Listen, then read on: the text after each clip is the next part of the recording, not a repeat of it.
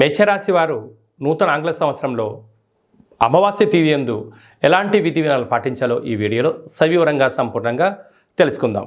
మేషరాశిలో ఏ ఏ నక్షత్రాలు వస్తాయనగా అశ్విని నక్షత్రంలోని 4 పాదాలు, భరణి నక్షత్రంలో 4 పాదాలు, కృతికా నక్షత్రంలో 1 పాదం కలిపితే మేషరాశి. చాలామందికి పుట్టినటువంటి కాల సమయంలో డేటా బర్త్లు లేనటువంటి కారణం చేత పేరు యొక్క మొదటి అక్షరాన్ని అనుసరిస్తూ ఆ రాశిని తెలుసుకునే ప్రయత్నం అవుతుంది. అవి ఏ అక్షరాలు ఒకసారి పరిశీలన చేద్దాం. చు, చే, చో, లా, లి, లు, లే, లో, ఆ అక్షరం వారందరూ మేషరాశి జాతకులే. మేషరాశి యొక్క అధిపతి కుజుడు. రాశిలోనే గురు సంచార స్థితి ఉండడం వలన వృత్తులలో, ఉద్యోగాల్లో, వ్యాపారాల్లో కొత్తమైనటువంటి పనులు ప్రారంభించాలి అనేటువంటి కార్యక్రమంలో అద్భుతమైన విజయానికి మీరు కేంద్ర బిందువులు అవుతారు అని చెప్పి గమనించాలి.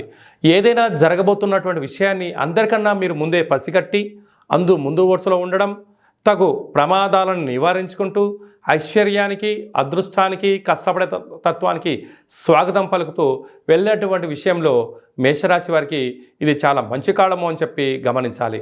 కాకపోతే అష్టమంలోనే బుధ శుక్ర సంచార స్థితి ఉండడం వల్ల విలాసాలకు, ఆధ్యాత్మిక తీర్థయాత్ర కార్యక్రమాలకు, కొత్తమైన పెట్టుబడులు పెట్టేటువంటి కాల సమయంలో 1-2 సార్లు ఆలోచించడం, వాటిపైన పరిపూర్ణమైనటువంటి మీకు శిక్షణ ఉన్నప్పుడు మాత్రమే వాటిని ప్రారంభించండి.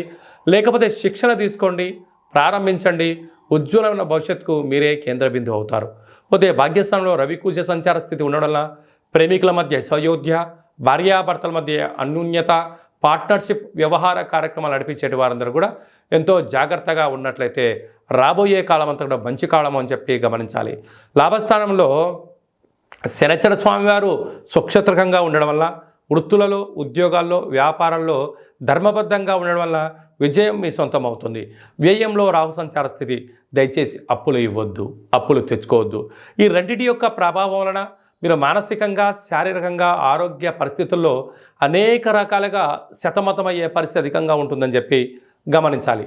ప్రధానంగా సాఫ్ట్వేర్ ఉద్యోగస్తులు, హార్డ్వేర్ ఉద్యోగస్తులు, వ్యవసాయ సోదరుమణులు, గృహ భవన నిర్మాణ కార్యక్రమాలు ఆచరింపజేసేటువంటి వారికి కొన్ని జాగ్రత్తలు వహించాలని చెప్పి గుర్తుపెట్టుకోవాలి.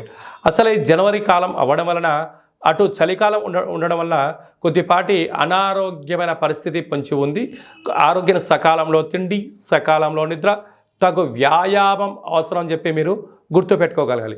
వీలైనంత వరకు గోరువెచ్చని నీళ్ళను తాగండి, ఆహారాన్ని వేడిగా ఉన్నప్పుడు తినండి, వ్యాధులను దూరం చేసుకొని ప్రయత్నం చేయండి. కనుక ఈ 11వ తారీఖు అమావాస్య సందర్భంగా మేషరాశి వారు ఈ అద్భుతమైన ఇంకనూ విజయం సాధించగలగాలి అన్నట్లయితే మీరు ప్రతిరోజు భోజనం చేసేటువంటి కాల సమయంలో కుక్కకు కానీ, కాకికి కానీ, ఒక సాధువుకు కానీ అన్నదానం చేసి మీరు అన్నం తిన్నట్లయితే మీరు అనుకుంటున్న అన్ని పనులలో ఉన్న ఆటంకాలను, కర్మను దానం చేయడం అని చెప్పి గమనించాలి. సబ్స్క్రైబ్ చేయండి. Please do subscribe to. Please like, share and subscribe to top Telugu TV. Top Telugu TV. Top Telugu TV.